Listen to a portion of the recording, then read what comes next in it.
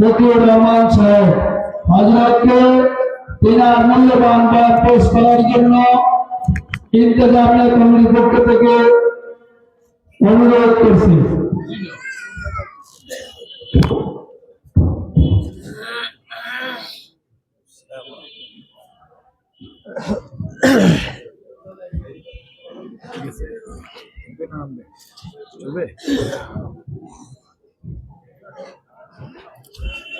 السلام عليكم ورحمة الله وبركاته.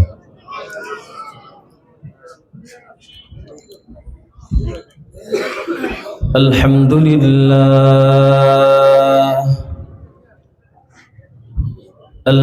لله الذي هدانا للإسلام،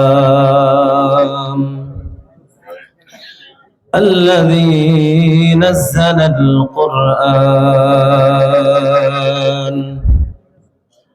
هدى للناس وبينات من الهدى والفرقان، الذي خلق الإنسان وكرم وعلمه من البيان ما لم نعلم، فسبحان الذي لا يحصى امتنانه باللسان ولا بالقلم، ونشهد أن لا إله إلا الله وحده لا شريك له، ونشهد أن سيدنا وسندنا وحبيبنا وطبيب قلوبنا وأولانا ومولانا محمدا عبده ورسوله، أما بعد فقد قال الله تبارك وتعالى في كلامه المجيد وفي فرقانه الحميد: أعوذ بالله من الشيطان الرجيم، بسم الله الرحمن الرحيم. إن الله يأمركم أن تؤدوا الأمانات إلى أهلها، وإذا حكمتم بين الناس أن تحكموا بالعدل، إن الله نعم ما يعظكم به، إن الله كان سميعا بصيرا. وقال رسول الله صلى الله عليه وسلم: ألا أنبئكم بأكبر الكبائر ثلاثا؟ قالوا بلى يا رسول الله: الإشراك بالله، وعقوق الوالدين، وشهادة الزور، أو كما قال عليه الصلاة والسلام. সবাই দুরূদ শরীফ পড়ি। اللهم صل على محمد وعلى آل محمد كما صليت على إبراهيم وعلى آل إبراهيم إنك حميد مجيد اللهم بارك على محمد وعلى آل محمد كما باركت على إبراهيم وعلى آل إبراهيم إنك حميد مجيد توحيدك अमाना सीनों में हमारा तौहीद की अमानत सीनों में हमारा आसानी ही मिठाना नामो निशा हमारा बलगल उला बिकमालिही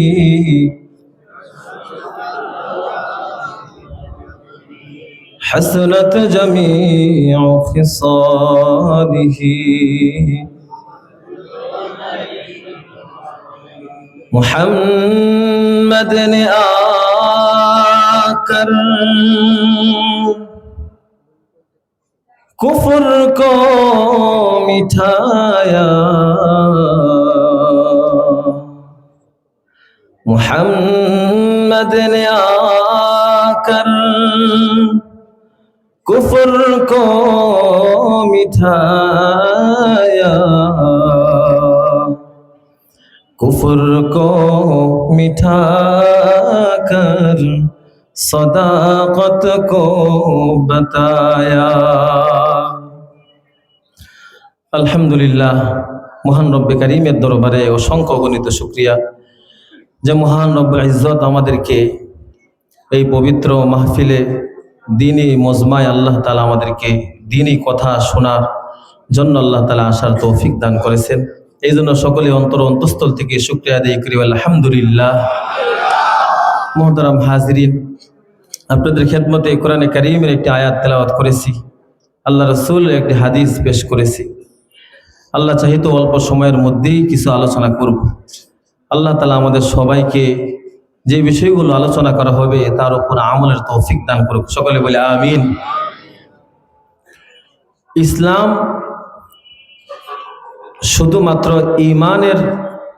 শুধুমাত্র ঈমান আর নামাজ এইগুলোর মধ্যে সীমাবদ্ধ না ইসলাম কিছু মৌলিক বিষয়ের কয়েকটি মৌলিক বিষয়ের উপরে ইসলামের সমষ্টিগত হলো ইসলাম তার মধ্যে সর্বপ্রথম হলো ঈমান যার ঈমান পরিশুদ্ধ নাই তার কোনো কিছুই পরিশুদ্ধ না তার আমল তার নামাজ তার রোজা যাকাত সমস্ত হজ যাকাত যা আছে কোনো কিছুই তার কার্যকারিতা হবে না এই জন্য এক নাম্বার হলো ঈমান পরিশুদ্ধ করা দুই নাম্বার হলো ইবাদত বন্দিগি এটা হলো দুই নাম্বার ইবাদতের মধ্যে নামাজ রোজা হজ যাকাত এইভাবে যত ধরনের ইবাদত আছে সমস্ত বিষয় ইবাদত এইগুলো ইসলামের অন্তর্ভুক্ত তিন নম্বরের বিষয় হলো মুআমালাত লেনদেন মানুষ লেনদেনকে ইসলামের এটা যে মৌলিক বিধান বুনিয়াদি বিষয় এটা মানুষ মনে করে না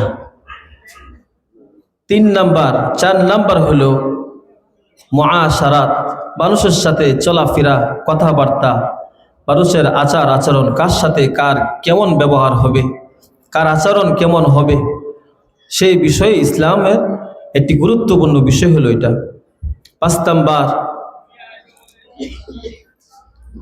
শাস্তি ইসলামের কোনো বিধানকে যদি কোনো মানুষ লঙ্ঘন করে তার সাথে ওই ব্যক্তির কি কি ধরনের মানুষের শাস্তি হবে সেই বিধান এই 5টির সমন্বয় এই 5টি বিষয় এমন একটি আরেকটির সাথে লাগানো 5টির সমন্বয় হলো ইসলামের সম্পূর্ণ বিধান তার মধ্যে আজকে যে আলোচনা যে আয়াত কারিমা তেলাওয়াত করেছি আজকের আলোচনা হলো আমার মুআমালাত এবং মুআশারাত।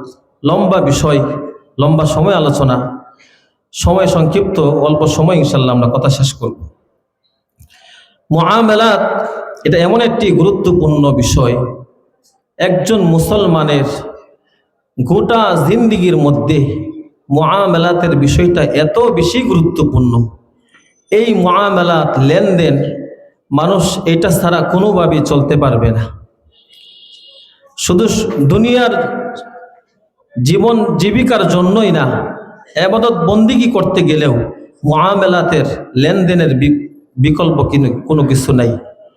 সব কিছুর মধ্যে চলাফেরা, ব্যবসা বাণিজ্য, চাকরি বাকরি, যত ধরনের সম্পদের হিসাব আছে সব জায়গায় লেনদেন আছে। আছে কিনা বলেন? লেনদেন ছাড়া, টাকা পয়সার মুআমালা ছাড়া কোনো কাজ নেই। সব কিছুর মধ্যে লেনদেন, মুআমালাত থাকে। এই মুআমালাত, লেনদেন এটা যদি পরিষ্কার এবং পরিচ্ছন্ন না থাকে, তাহলে এটা একটা মানুষের জীবনে যার যত বেশি অপরিষ্কার থাকবে, এই বিষয়টা যার যত বেশি সমস্যা থাকবে, তার আখিরাত তার জন্য বেশি কঠিন হয়ে যাবে। কেন? দুইটা বিষয় হলো শরীয়তে, দুইটা হক আছে। একটা হলো আল্লাহর হক, আর একটা হলো বান্দার হক। আল্লাহর হক যেটা, সেটা আল্লাহ তাআলা ইচ্ছা করলে মানুষকে মাফ করে দিতে পারে, কিন্তু বান্দার হক যেটা, এটা আল্লাহ তাআলা ক্ষমা করবেন না। যতক্ষণ না পর্যন্ত ওই বান্দা তাকে ক্ষমা না করবে, এর আগ পর্যন্ত কোনোদিন সে এটা থেকে ক্ষমা পাবে না, মাফ পাবে না। দুনিয়ার মধ্যে মানুষ কোনোভাবেই সেটা পার পায় গেলেও আখিরাতের বেলায় সেটা পার পাওয়ার কোনো সুযোগ নেই। এই জন্য লেনদেন যার পরিষ্কার নাই, টাকা পয়সার লেনদেন, মানুষের থেকে ঋণ দ্বারা নিছে, মানুষের থেকে বাকি নিছে, মানুষের থেকে টাকা পয়সা নিছে, সেইগুলো নিজে আত্মসাৎ করে খেয়ে ফেলছে। আল্লাহ বলেন, এইভাবে যারা নিজের উপার্জন করে, এই উপার্জিত সম্পদের দ্বারা শরীরের মধ্যে যে রক্ত মাংস হয়, এই রক্ত মাংসের দ্বারা মানুষ যে ইবাদত বন্দেগী করে, বলে আল্লাহর কাছে কোনো ইবাদতেই আল্লাহর কাছে গ্রহণযোগ্য হবে না। সম্পূর্ণ সম্পদ হারাম। কোনোভাবেই তার এই শরীরের, এই শরীর যত দামি কাপড় সে পরিধান করুক, সে যত বেশি ইবাদতকারী হোক, বলে কোনো কাজই তার হবে না। আল্লাহর কাছে তার ইবাদত কবুল হবে না, তার দোয়াও আল্লাহর কাছে কবুল হবে না।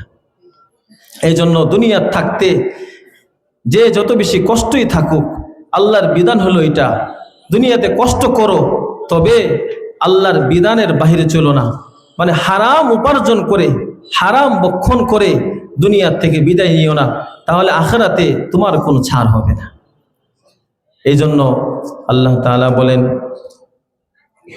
ইন্নাল্লাহা ইয়া'মুরুকুম আন তু'আদ্দুল আমানাতি ইলা আহলিহা ওয়া ইযা হাকামতুম বাইনান নাস আন তাহকুমু বিল আদল ইন্নাল্লাহা নি'ম্মা ইয়া'iদুকুম বিহি। আল্লাহ তাআলা ইয়া'মুরুকুম, আল্লাহ তাআলা তোমাদেরকে আদেশ করেন, আল্লাহ তাআলার আদেশ, আন তু'আদ্দুল আমানাতি ইলা আহলিহা, তোমরা একে অপরের সাথে ব্যবসা লেনদেন, টাকা পয়সার মুআমালা মুআশারাত করো, কোনো সমস্যা নাই। একে অপরের সাথে দুনিয়া থাকা অবস্থায় লেনদেন করতেই হবে, লেনদেন ছাড়া মানুষের উপায় নাই। মানুষের কাছে মানুষের নত হইতেই হয়, মানুষের কাছে মানুষের চাওয়া থাকে, এটাই স্বাভাবিক। তুমি ব্যবসা বাণিজ্য করবা, সব কিছু করবা, কিন্তু অন্যায়ভাবে তোমার কাছে যে মানুষের সম্পদ তুই মানুষের থেকে নিবা, সেটা যেন কোনোদিন তুমি অন্যায়ভাবে বক্ষণ না করো। তোমার কাছে মানুষের যে সম্পদ, সেটা হলো আমানত। তুমি মানুষের থেকে টাকা নিয়েছো, সেটা তোমার কাছে আমানত। তুমি মানুষের থেকে মাল নিয়েছো, সেই মাল হলো তোমার কাছে আমানত।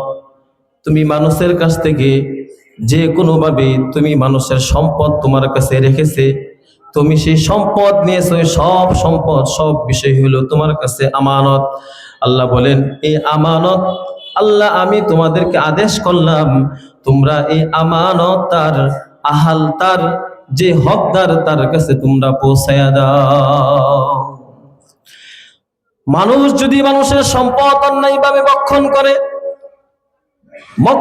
করে দুনিয়ার থেকে যদি মানুষ বিদায় নিয়ে পরকালে পার হয়ে যায়, চলে যায়, আল্লাহ রাসূল হাদিসের মধ্যে ইরশাদ করেন, দুনিয়ার মধ্যে যদি অন্যায়ভাবে কোনো মানুষকে অসম্মানী করা হয়, অন্যায়ভাবে যদি কোনো কারণে কোনো মানুষের উপরে জুলুম করা হয়, আল্লাহ রাসূল বলেন সে যেন দুনিয়ার থাকা অবস্থায় সে তার মুআমালাটা পরিষ্কার করে নেয়, সে যেন ওই বাড়ি থেকে ক্ষমা করে নেয়, পরিষ্কার করে নেয়। কেন? সে দুনিয়ার থেকে যাওয়ার পরে আখিরাতে কিয়ামতের ময়দানে ওঠার পরে দুনিয়াতে যার সম্পদ সে ভক্ষণ করেছে অন্যায়ভাবে, যে তার কাছে পাওনাদার ছিল, ক্ষমতার বলে, শক্তির বলে অন্যায়ভাবে মানুষের উপর জুলুম করে সম্পদ ভক্ষণ করেছে, কিয়ামতের ময়দানে পাওনাদারের সম্পদওয়ালার সম্পদ না দেওয়া পর্যন্ত সে পাও নড়তে পারবে না। আল্লাহ রাসূল সাল্লাল্লাহু আলাইহি ওয়াসাল্লাম বলেন, এই জন্য দুনিয়ার থাকা অবস্থায় তুমি তোমার মুআমালা, তুমি তোমার লেনদেন সব পরিষ্কার করে যাও, না হলে তোমায় কিয়ামতের ময়দানে ধরা খায় যাবা। কিয়ামতের ময়দানে তার হিসাব না দেওয়া পর্যন্ত তুমি কোনো কিছু করতে পারবে না। আল্লাহ রাসূল সাল্লাল্লাহু আলাইহি ওয়াসাল্লাম একবার সাহাবায়ে কেরাম রাদিয়াল্লাহু তাআলা আনহুম আজমাইনকে জিজ্ঞাসা করলেন, আমার উম্মতের মধ্যে দরিদ্র ব্যক্তিকে? সাহাবায়ে কেরাম বললেন, দুনিয়ার মধ্যে যার কাছে টাকা পয়সা নাই, দুনিয়ার মধ্যে যে অভাব অনটনের মধ্যে আছে, সেই তো গরিব। এটাই তো দুনিয়ার নিয়ম, আমরাও এটাই জানি। আল্লাহ রাসূল বলেন, না। আল্লাহ রাসূল বলেন, কিয়ামতের ময়দানে আমার উম্মতের মধ্যে সবচেয়ে বেশি গরিব থাকবে হইল ওই উম্মত, ওই ব্যক্তি, যেই ব্যক্তি কিয়ামতের ময়দানে নামাজ, রোজা, হজ, যাকাত, দান, সদকা অনেক নেক আমল নিয়ে কিয়ামতের ময়দানে উঠবে। অনেক বেশি নেক আমল থাকবে। ওই ব্যক্তি তার নেক আমল দেখে খুশি হয়ে যাবে, আমি জান্নাতে চলে যাব। কিছুক্ষণ পর একজন ব্যক্তি এসে বলবে, আল্লাহ, দুনিয়া থাকা অবস্থায় এই ব্যক্তির কাছে আমি টাকা পাইতাম, সে আমার টাকা না দিয়ে দুনিয়ার থেকে চলে গেছে। আমি টাকা তার থেকে নিতে চাইছি, কিন্তু ক্ষমতার বলে সে আমাকে টাকা দেয় নাই। আমার সম্পদ, আমার জমি সে ভক্ষণ করেছে, অন্যায়ভাবে আমার জমি দখল করে নিয়ে গেছে। আল্লাহ, দুনিয়াতে কিছু বলতে পারি নাই, কোনো বিচার পাই নাই। আল্লাহ, আপনার কাছে বিচার চাই। আল্লাহ বলবেন, ওই দুনিয়াতে কিয়ামতের ময়দানে সেই দিন টাকা পয়সার লেনদেন হবে না, সেই দিন কোনো ক্ষমতার লেনদেন থাকবে না, সেই দিন শুধু নেক আমলের লেনদেন হবে। দুনিয়া থাকা অবস্থায় এই যে পাওনাদারের টাকা আদায় করে নাই, মানুষের সম্পদ ভক্ষণ করলো, অন্যায়ভাবে মানুষের উপর জুলুম করলো, কিয়ামতের ময়দানে আল্লাহ বলবেন, ওই যে জুলুমের পরিমাণ, সম্পদের পরিমাণ, পাওনাদারের পাওনার পরিমাণ নেকি এই ব্যক্তি থেকে ওই ব্যক্তিকে দিয়ে দেওয়া হবে। ওই ব্যক্তিকে তার এই সমপরিমাণ নেকি দেওয়া হবে। একজন চলে যাবে, আবার আরেকজন আসবে। আল্লাহ, দুনিয়া থাকা অবস্থায় আমাকে সে হত্যা করেছে, মালিক, তার আমি বিচার চাই। তার নেক আমল থেকে তাকে এই হত্যার বিচারের নেক আমল পরিমাণ তাকে দেওয়া হবে। এইভাবে মানুষ আসতে থাকবে। এইভাবে আস্তে আস্তে তার যত নেক আমল ছিল, যত নেক আমল নিয়ে সে কিয়ামতের ময়দানে উঠেছে, সমস্ত আমল শেষ হয়ে যাবে। যখন শেষ হওয়ার পরেও কিছু মানুষ এসে দাঁড়ায় থাকবে, বলবে, আল্লাহ, এই ব্যক্তি দুনিয়া থাকা অবস্থায় আমার উপর এইভাবে জুলুম করেছে। ওই ব্যক্তির গুনাহ ওই ব্যক্তির কাঁধের উপরে ঝুলায় দিয়ে, তার জুলুম পরিমাণ গুনাহ তার উপরে দিয়ে ওই ব্যক্তিকে মুক্তি করা হবে। আর এই যে অনেক বেশি নেক আমল নিয়ে যে কিয়ামতের ময়দানে উঠছিল, ওই সব আমল শেষ হয়ে যায়, সে জাহান্নামে নিক্ষিপ্ত হবে। এই জন্য আমার ভাইরা, দুনিয়াতে কম খাওয়া, দুনিয়াতে স্বাচ্ছন্দ্য একটু কম চললাম, হয়তো বা বাড়ি গাড়ি আমার হয় নাই, সম্পদ বেশি অর্জন করতে পারলাম না, কিন্তু আমার লেনদেন পরিষ্কার, মানুষ আমার কাছে টাকা পয়সা পাবে না। অন্যায়ভাবে মানুষের সম্পদ আমি ভক্ষণও করি নাই, অন্যায়ভাবে মানুষের জিনিসপত্র আমি নিয়ে নেই নাই, মানুষের উপর আমি জুলুম করি নাই, ক্ষমতা দেখাই নাই, বাহাদুরি করি নাই বলে এইভাবে যদি চলি, দুনিয়াতে কষ্ট যদি হইতেও পারে হবে, কিন্তু দুনিয়ার কষ্ট সামান্য বিষয়। আখিরাতে আমার জন্য আল্লাহ তাআলা যে জান্নাত নির্ধারণ করে রেখেছেন, আমল যদি অল্প হয়, ওই অল্প আমলের দ্বারাই আল্লাহ তাআলা আমাকে জান্নাত দান করবেন। আমল অনেক বেশি হইলেও কিন্তু মানুষের জুলুম, মানুষের অত্যাচার, মানুষের সম্পদের ভার নিয়ে আমি দুনিয়ার থেকে গেলাম, তে আমলের কোনো মূল্য হবে না। এই জন্য আমার প্রতিটা কদমে কদমে হিসাব করে চলতে হবে। চোখ দুইটা বন্ধ হয়ে যাওয়ার সাথে সাথে দুনিয়ার সব বাহাদুরি, দুনিয়ার সব ক্ষমতা সাথে সাথে শেষ হয়ে যাবে। ওই সময় যত মানুষের উপর আমি অত্যাচার, মানুষের সম্পদ যেভাবে ভক্ষণ করলাম, মানুষের উপর জুলুম করলাম, দুনিয়ার মানুষ হয়তো বা গালি দিবে, নানান কথা বলবে। আমি দুনিয়ার থেকে যাওয়ার পরেও বলে আমি দুনিয়ার থেকে গেলাম, কত মানুষ আমাকে বদদুয়া দিবে, গালিগালাজ করবে। মানুষ জানাজার সময় বলে যে কোনো মানুষ যদি কারো কাছে লেনদেন পায়, টাকা পায়, আল্লাহর হস্তে তাকে মাফ করে দিবেন। সত্যিকার অর্থে পাওনাদার তাকে মাফ করে না, পাওনাদার তাকে কখনো মাফ করতে চায় না। কিয়ামতের ময়দানে ওই ব্যক্তি তার থেকে তার পাওনা টাকা আদায় করে নেবে। এই জন্য আমার মায়েরা, যতটুকু কামাই করব হালাল ভাবে কামাই করব, যতটুকু কামাই করব সেটা যেন হালাল হয়, সঠিকভাবে হয়। এই জন্য আল্লাহ তাআলা বারবার মানুষকে আল্লাহ বলছেন, ইমানদারদেরকে আল্লাহ বলছেন, নবী রাসূলদেরকে আল্লাহ বলেছেন, কি বলেছেন? ইয়া আইয়ুহার রাসূল, আবার বলছেন ইয়া আইয়ুহান নাস কুলু মিম্মা ফিল আরদি হালালান তাইয়্যিবা। তোমরা হালাল এবং পবিত্র খাবার ভক্ষণ করো, হারাম ভক্ষণ করিও না। আল্লাহ অন্য আয়াতের মধ্যে বলেন, ওয়ালা তাকুলু আমওয়ালাকুম বাইনাকুম বিল বাতিল। হে ঈমানদারগণ, লা তাকুলু আমওয়ালাকুম বাইনাকুম বিল বাতিল, তোমরা পরস্পর একে অপরের সম্পদ অন্যায়ভাবে তোমরা ভক্ষণ করিও না। এই জন্য দুনিয়াতে বান্দার হক এটা এত মারাত্মক, এত বেশি কঠিন। দুনিয়াতে পাওয়া যাবে, কিন্তু আল্লাহ তাআলা আমাদের আমলনামার জন্য যে কিরামান কাতিবিন, দুইজন ফেরেশতা নির্ধারণ করে রাখছেন, সমস্ত আমলনামা আমার আমলনামা উঠতে থাকবে। কিয়ামতের ময়দানে মানুষগুলো সামনে তার কিতাব দেওয়া হবে, আমলনামা দেওয়া হবে। আল্লাহ বলেন, ওয়ানাদাউল মাওয়াজিনাল কিসতা লিয়াউমিল কিয়ামাতি ফালা তুযলামু নাফসুন শাইআ। আল্লাহ বলেন, কিয়ামতের ময়দানে যখন মিজানের পাল্লা দাঁড় করানো হবে, যখন হিসাব নেওয়া হবে, আল্লাহ বলেন ফালা তুযলামু নাফসুন শাইআ, বিন্দু পরিমাণ আমি মানুষের উপর জুলুম করব না, বিন্দু পরিমাণ মানুষের উপর কোনো অত্যাচার হবে না, কোনোভাবে অন্যায় হবে না তার আমলনামা হিসাব করার ক্ষেত্রে। এই জন্য দুনিয়া থাকা অবস্থায় নিজের ঈমান এবং আমল পরিশুদ্ধ করা ছাড়া কোনো উপায় নেই। আল্লাহ বলেন, কিয়ামতের ময়দানে মানুষ তার আমলনামা দেখে আশ্চর্য হয়ে যাবে। মা লিহাদাল কিতাব, আল্লাহ এটা কেমন কিতাব, লা ইউগাদিরু সগীরাতাও ওয়ালা কাবীরাতান ইল্লা আহসাহা। এটা কেমন কিতাব, যে কিতাবের মধ্যে সামান্য বিষয় দুনিয়াতে অপরাধ করেছিলাম সেটা ওঠানো হয়ে গেছে, বড় অপরাধ করেছি তা ওঠানো হয়েছে। এমন কোন কাজ দুনিয়াতে যা করেছি এমন কোনো বিষয় নাই যেটা এখানে উল্লেখ করা হয় নাই। মানুষ আশ্চর্য হয়ে যাবে এবং দুনিয়াতে সেই যে কর্ম মানুষ যা করেছে সমস্ত বিষয়গুলো মানুষের চোখের সামনে ভাসতে থাকবে। ওই দিন আল্লাহ বলেন, আল্লাহুম্মা নাখতিমু আলা আফওয়াহিম ওয়া তুকাল্লিমুনা আইদিহিম ওয়া তাশহাদু আরজুলুহুম বিমা কানু ইয়াকসিবুন। আল্লাহ বলেন, ওই দিন মানুষের জবান বন্ধ হয়ে যাবে, ওই দিন মানুষের হাত সাক্ষী দিবে, মানুষের পা সাক্ষী দিবে, মানুষের অঙ্গ প্রত্যঙ্গ ওই ব্যক্তির বিরুদ্ধে সাক্ষী দিবে।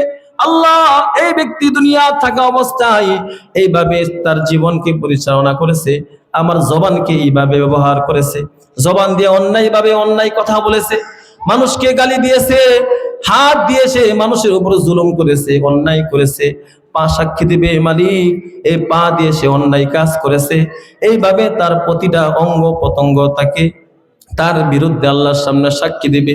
সেই দিন আমার নিজের ইচ্ছায় আমি নিজে কথা বলতে পারবো, নিজের ইচ্ছায় সাক্ষী দিয়ে পার হয়ে যাব, এমন কোনো ব্যবস্থা হবে না। এই জন্য আখিরাত ভয়াবহ জিনিস। দুনিয়া তো সামান্য বিষয়। কোনো মানুষ দুনিয়াতে অল্প সময়ের জন্য আসে, 1 বছরের জন্য আসে, আবার কেউ 1 দিনের জন্য দুনিয়াতে আসে। আল্লাহ যাকে বেশি হায়াত দেয় তার তো আল্লাহ তাআলা তাকে নিয়ামত দিল, হায়াত দিল, মানে নিয়ামত দিল। এই নিয়ামত পাওয়ার পরে এই নিজের জীবনকে যদি সে সঠিকভাবে ব্যবহার করতে না পারে, আল্লাহ বলেন দুনিয়ার সফল ব্যক্তিকে দুনিয়ার মধ্যে মানুষ মনে করে যার টাকা পয়সা, যার যত বেশি সম্পদ আছে, যার বেশি ক্ষমতা আছে, যার যত বেশি পদবি আছে, ওই ব্যক্তি দুনিয়ার মধ্যে সবচেয়ে সম্মানিত, ওই ব্যক্তি সফল কাম। আল্লাহ বলেন না দুনিয়ার মধ্যে সে সফলতা অর্জন করতে পারে, সফল কাম, কিন্তু আমি আল্লাহর কাছে সফল অর্জনকারী কে হবে? আল্লাহ বলেন ওয়া ইন্নামা তুওয়াফাউনা উজুরাকুম ইয়াওমাল কিয়ামাহ ফামান যুহজিয়া আনিন নার وأدخل الجنة فقد فاز وما الحياة الدنيا إلا متاع الغرور। আল্লাহ বলেন জাহান্নাম থেকে বেঁচে জান্নাতে যে যাইতে পারবে, জান্নাতওয়ালা হবে, ওই ব্যক্তি হলো দুনিয়ার এবং আখিরাতে ওই জায়গায় সফল কাম। এবং জাহান্নামের রাস্তায় চলে যদি আখিরাতে ভালো ফলাফল যদি পাওয়ার চিন্তা করি, কোনোদিন হবে না। আল্লাহ দুনিয়া থাকা অবস্থায় মানুষের সামনে কোরআন দিয়ে সব বিষয় স্পষ্ট করে দিয়েছেন। ফারিকুম ফিল জান্নাহ ওয়া ফারিকুম ফিস সাঈর। জান্নাতে যাওয়ার রাস্তা আল্লাহ মানুষকে দেখাইছেন, জাহান্নামে যাওয়ার রাস্তাগুলো আল্লাহ মানুষকে দেখায় দিয়েছেন। এখন মানুষকে বোঝানো হয়েছে তুমি কোন পথে যাইতে চাও। সবাই তো আমরা বলি জান্নাতে যাইতে চাই, কিন্তু জান্নাতে যাইতে চাই, জান্নাতের কাজ করতে চাই না। বলে ভাই নামাজ পড়ো, কিন্তু নামাজ পড়বো না কেন? সময় নাই, সময়ের অনেক বেশি দাম তোমার কাছে। আরে দুনিয়ার সামান্য, দুনিয়ার অল্প 50 বছরের জীবন, এটা কোনো জীবনই না। আখিরাতের তুলনায় এটা কোনো জীবনের কোনো অংশ হয় না। আমার আখিরাত এবং আমার ভবিষ্যৎ, আমার জীবন হলো পরপার অন্ধকার জীবনের। আমার চক্ষু বন্ধ হয়ে যাওয়ার পরে কবরের জগতে কত হাজার বছর থাকতে হবে আমি জানি না। চিন্তা করে দেখেন, হযরত আদম আলাইহিস সালাম দুনিয়াতে আসছেন, কত লক্ষ লক্ষ কোটি বছর হয়ে গেছে জানি না। হযরত ইব্রাহিম আলাইহিস সালামের জমানার মানুষগুলো কবরের নিচে কত হাজার বছর আছে। হযরত মূসা আলাইহিস সালামের জমানার মানুষ কত হাজার বছর হয়ে গেছে কবরের মাটির মধ্যে আছে তারা। হযরত ঈসা আলাইহিস সালামের জমানার মানুষ কত লক্ষ কোটি বছর হয়ে গেছে, আমরাও তার গণনা জানি না। কত বছর হয়ে গেছে কবরে থাকতে হইতেছে, কবরের মধ্যে আছে। আমাদের নবীর জমানা মানুষগুলো যারা দুনিয়ার থেকে চলে গেছে, এই কবরের জগতে তারা আছে কত হাজার বছর হয়ে গেছে। আমরা যখন দুনিয়ার থেকে চলে যাব, কত লক্ষ লক্ষ বছর এই কবরের জগতে থাকতে হবে। তারপরে তো আরো জগৎ বাকি আছে, তারপরে কিয়ামতের ময়দান হবে, সেখানে হিসাব নিকাশ হবে, চূড়ান্ত ফয়সালা হবে।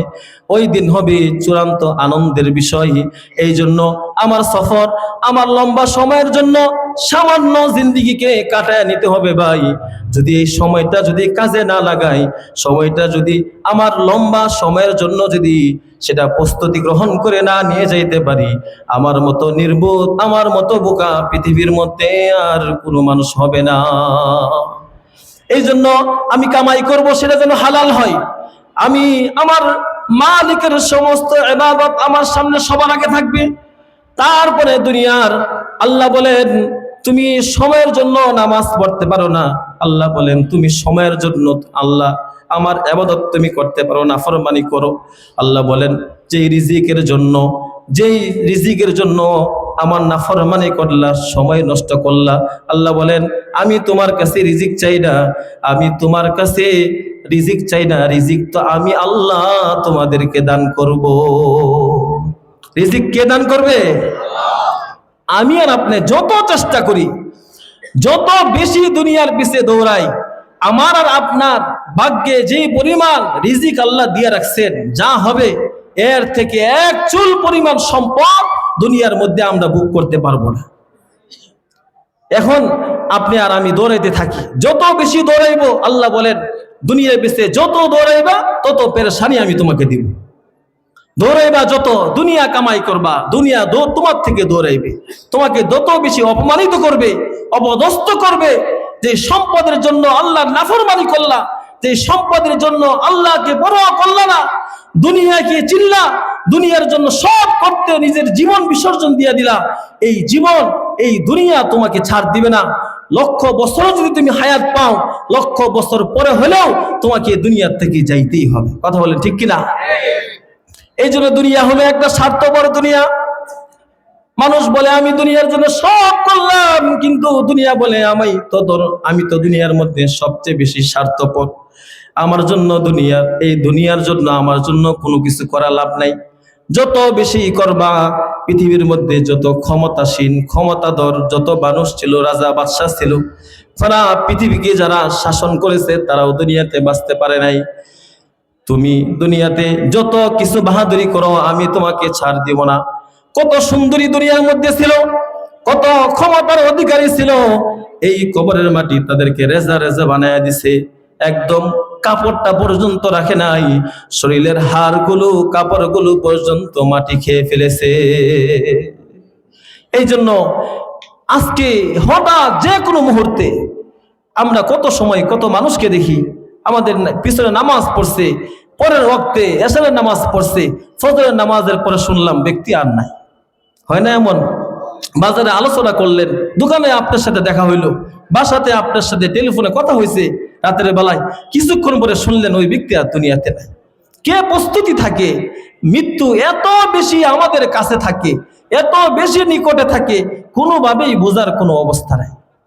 কিন্তু এটা এত বেশি সত্য বিষয়, সবাই আমরা মানি যে কোনো মুহূর্তে আমার মৃত্যু চলে আসতে পারে, কিন্তু আমার আখিরাতের জন্য আমি প্রস্তুতি নিতে চাই না। দোস্ত, নিজের আখিরাত যদি আমি বরবাদ করি, আমি নিজেই জাহান্নামী হইলাম, নিজেকে জাহান্নামের পথে পরিচালিত করলাম, তাহলে আখিরাত আমার জন্য ভালো হবে কিভাবে? এই জন্য আমার ভাইয়েরা, দুনিয়ার হায়াত জীবনে এটা অনেক বেশি দামি। আল্লাহ বলেন, তোমার হায়াত আমি তোমাকে কেন দিলাম? আল্লাযী খালাকাল মাউতা ওয়াল হায়াতা লিয়াবলুয়াকুম আইয়ুকুম আহসানু আমালা। হায়াত যেমন সত্য, তোমার জীবন যেমন সত্য, তার আগে বেশি সত্য হলো তোমার মৃত্যু। এই জন্য আল্লাহ বলেন খালাকাল মাউতা, মৃত্যুর কথা আল্লাহ আগে আনছেন, মানে মৃত্যুটা এটা এত বেশি নিশ্চিত। বলে হায়াত যেমন নিশ্চিত, হায়াতের আগেই মানুষের মৃত্যু তত বেশি নিশ্চিত হয়ে যায়। আল্লাহ বলেন, তোমার এই হায়াত তোমাকে আমি কেন দিলাম?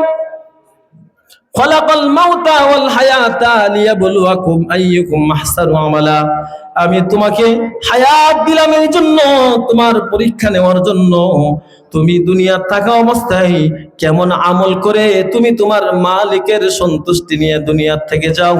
এই সন্তুষ্টি দেখানোর জন্য, মালিকের সন্তুষ্টি দেখে নিজের জন্য জান্নাত কামাই করে তুমি দুনিয়ার থেকে যাইবা, উত্তম আমল করবা। এই জন্য আল্লাহ রাব্বুল আলামিন আমাদেরকে হায়াত নামক বস্তু দিয়েছেন। এটা তো নিয়ামত। মানুষ দুনিয়াতে এসে পেরেশান হয়ে যায়, নানান পেরেশানি, যত পেরেশান। সবাইকে জিজ্ঞাসা করলে একই কথা, টাকা পয়সা, একই কথা, এই ক্ষুধার জন্য, একটু ভালো থাকার জন্য, একটু ভালো খাবার খাওয়ার জন্য সব দুনিয়াতে মানুষ বিসর্জন দেয়, আখিরাত বরবাদ করে। আল্লাহ বলেন, অস্তবির আলাইহা লা নাসআলুকা রিজকা নাহনু নারযুকুকা ওয়াল আকিবাতু লিত্তাকওয়া।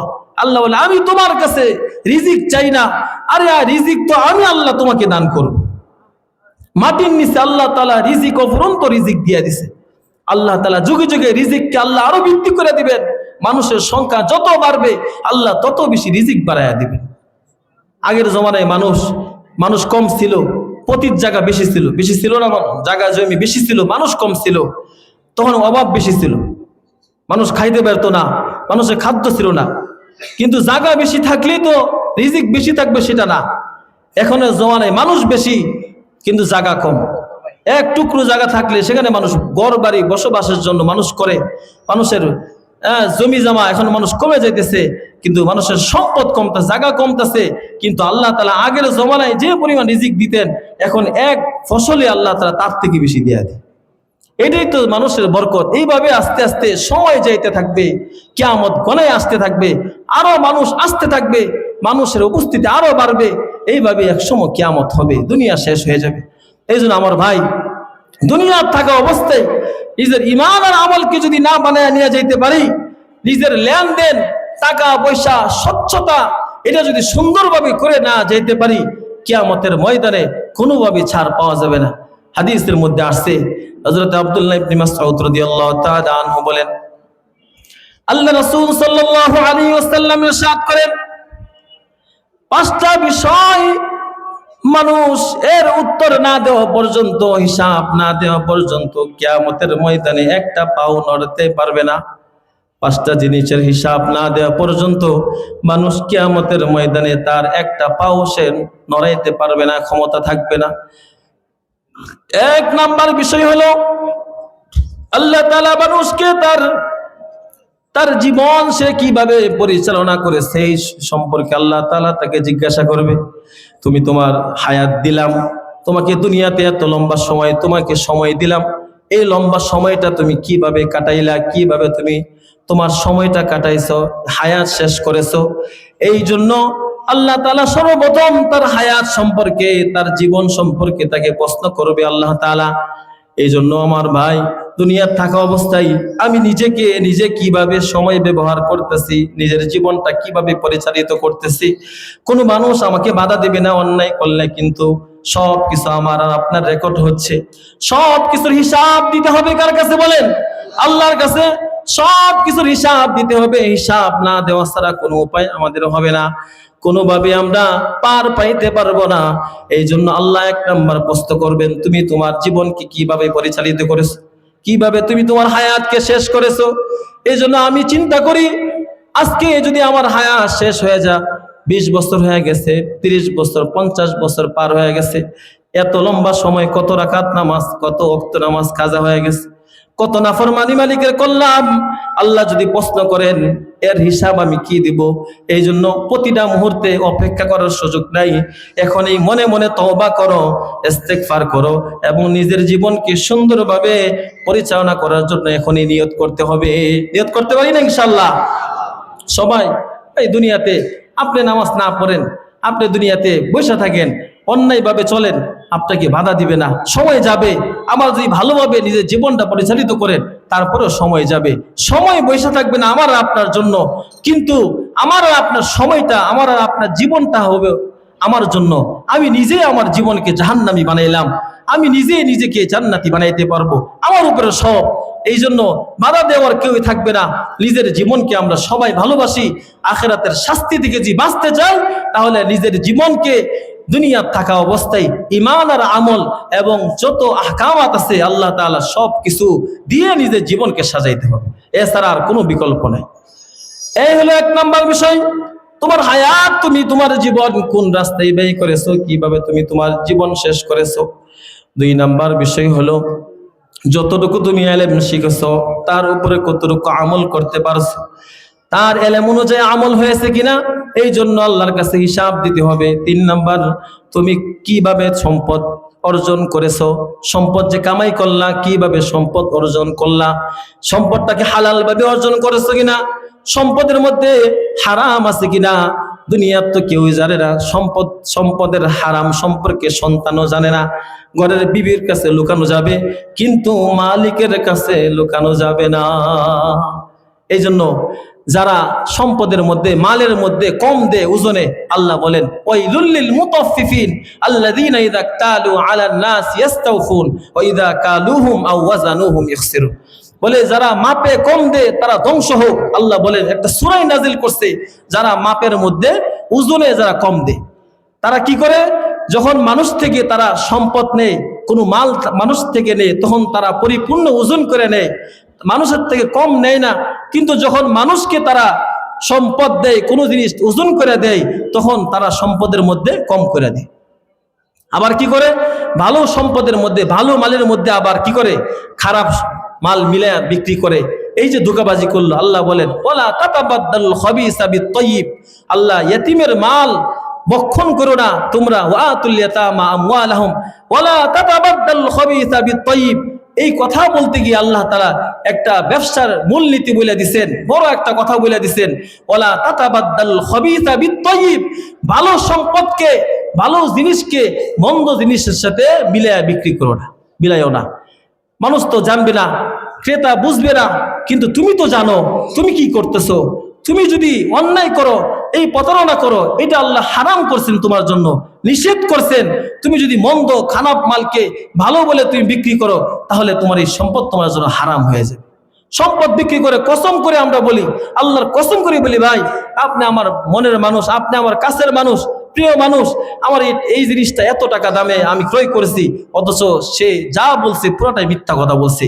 এই যে মিথ্যা বললো, মিথ্যা বলার কারণে তার এই সম্পদ, এই ব্যবসা, হালাল ব্যবসা তার জন্য কি হয়ে গেল? হারাম হয়ে। এই জন্য ব্যবসা করব, সেটা হারাম, সেটা যেন হারাম না হয়, হালাল হইতে হবে, স্বচ্ছ হইতে হবে। লেনদেন, টাকা পয়সা, মানুষের থেকে সম্পদ আনলাম, তাকে কোনোভাবে আমি বুঝ দিয়ে তার থেকে কি করলাম? সম্পদ বেশি নিয়ে নিলাম, সেটাও করা যায়। আল্লাহ বলেন, তুমি মানুষের থেকে, তুমি উকিলের মাধ্যমে, কেস মামলার মাধ্যমে, আমাদের অনেক ঢাকা শহরের মধ্যে অনেক সম্পদ এমন পাওয়া যায় যেগুলো তার নামে না, কিন্তু ক্ষমতা খাটে তার নিজের নামে এই সম্পদগুলো করে নেয়। আছে না এমন? অনেক মানুষ এমন গ্রামগঞ্জে পাওয়া যায় যে সম্পদ ওই নেতা বা নানান মানুষদেরকে টাকা খাওয়াই তার নামে করে নিছে। আল্লাহ বলেন, তুমি তোমার নামে অন্যায়ভাবে কোন সম্পদ তুমি নিজের নামে করো না, এটা তোমার জন্য জাহান্নামে যাওয়ার কারণ হবে। সব কিছু আল্লাহ কোরআনের মধ্যে বলে দিছে। এই জন্য আল্লাহ তাআলা ইতিমের মাল ভক্ষণ করা, অন্যায়ভাবে মানুষের সম্পদ ভক্ষণ করা, আল্লাহ বলেন, ইন্নাল্লাযীনা ইয়াকুলুনা আমওয়ালাল ইয়াতামা যুলমান ইন্নামা ইয়াকুলুনা ফী বুতুনিহিম নার। আল্লাহ বলেন, ইতিমের সম্পদ যে ভক্ষণ করলো, সে যেন সম্পদ ভক্ষণ করে নাই, সে যেন তার পেটের ভিতরে আগুন ভক্ষণ করলো। আর আগুনের ঠিকানা কোথায়? জাহান্নাম। এই জন্য আমাদের সমাজের মধ্যে এমন হয় যে বড় ভাই মারা গেছে, তার সম্পদ রেখে মারা গেছে, ছোট ভাই, বড় ভাইয়ের সন্তানরা আছে, তাদের সম্পদ তাদেরকে পরিপূর্ণ বুঝাইয়া দেওয়া, সে বুঝে না, বা তাদেরকে হক নষ্ট করে দেওয়া, বা তাদেরকে কম দিয়ে আমি বেশি নিলাম, দুনিয়ার থেকে তুমি বেশি নিতে পারবা, খাইতে পারবা, এটা তোমার জাহান্নামে যাওয়ার কারণ হয়ে যাবে। এই জন্য অন্যের মানুষের কোনোভাবেই জুলুম করে শুধুমাত্র একজন আরেকজন পরস্পরের ব্যবসা বাণিজ্যের মাধ্যমে যেটা হবে, এর বিপরীত অন্যায়ভাবে কারো সম্পদ ভক্ষণ করা যাবে না। যেটা ভক্ষণ করবে সেটাই তার জাহান্নামে যাওয়ার কারণ হবে। এই জন্য নিজের জীবনের হিসাবটা খুব সহজভাবে চোখ বন্ধ করে নিতে হবে। রাতের বেলা ঘুমানোর সময় চিন্তা করবেন, এই যে চোখ বন্ধ করলাম, এটাই হয়তো বা আমার জীবনের শেষ চোখ খোলা হবে, আর মনে হয়তো বা খোলা নাও হইতে পারে। আমি আমার জীবনটা কিভাবে পরিচালনা করতেছি সেটা আগে একটু চিন্তা করি। আমার কাছে কোনো মানুষ পাওনাদার হয় কিনা, আমার লেনদেন স্বচ্ছ হচ্ছে কিনা, আমার ব্যবসাটা সঠিক হচ্ছে কিনা, আমি 2 নাম্বার মাল বলে 2 নাম্বার মাল দিয়ে আমি 1 নাম্বার বলে মানুষের কাছে বিক্রি করতেছি কিনা, সেই বিষয়টা আমার লক্ষ্য রাখতে হবে। যদি এইভাবে লক্ষ্য রেখে নিজের জীবনকে পরিচালিত করতে পারি, তাহলে ইনশাআল্লাহ আমার জিন্দেগি সুন্দর হবে। 3 নাম্বার, আল্লাহ নবী সাল্লাল্লাহু আলাইহি ওয়াসাল্লাম বলেন, তুমি তোমার সম্পদ কিভাবে অর্জন করেছো তার বিষয়ে তোমার কি করতে হবে, সেই বিষয়ে তোমার হিসাব দিতে হবে। 4 নাম্বার, কি বিষয়ে কিভাবে তোমার সম্পদ ব্যয় করেছো সেটার হিসাব দিতে হবে। এই জন্য আমার মুসলমান ভাইয়েরা, সম্পদ আল্লাহ যাদেরকে দিচ্ছে এটা নিয়ামত। এই জন্য এই সম্পদটা আমরা সঠিকভাবে যদি কাজে লাগাই, আল্লাহ যেভাবে আদেশ করেছেন, যেভাবে বন্টনের নির্দেশ দিয়েছেন, ব্যবহারের যে পদ্ধতি শিখিয়ে দিয়েছেন, সেইভাবে যদি আমরা সেটাকে ব্যবহার করতে পারি, এই সম্পদ আমার জন্য জান্নাতে যাওয়ার কারণ হবে। এই জন্য সবাই পারবো না ইনশাআল্লাহ? আল্লাহ তাআলা আমাদেরকে সবাইকে, যে যাকে আল্লাহ তাআলা যেই পরিমাণ সম্পদ দিছে তার উপর সন্তুষ্ট থেকে সম্পদের সঠিক ব্যবহার করে আখিরাত কামাই করে দুনিয়া থেকে যাওয়ার তৌফিক দান করুক। নিজের ঈমান আর আমলকে বানায় যাওয়ার তৌফিক দান করুক। আল্লাহ আমাদের সবাইকে ঈমানে মত নসিব করুক। সকলে বলে আমিন। ওয়া আখিরু দাওয়ানা আলহামদুলিল্লাহি রাব্বিল আলামিন ওয়া সাল্লাল্লাহু আলা নবিয়িল কারীম। আসসালামু আলাইকুম ওয়া রাহমাতুল্লাহ।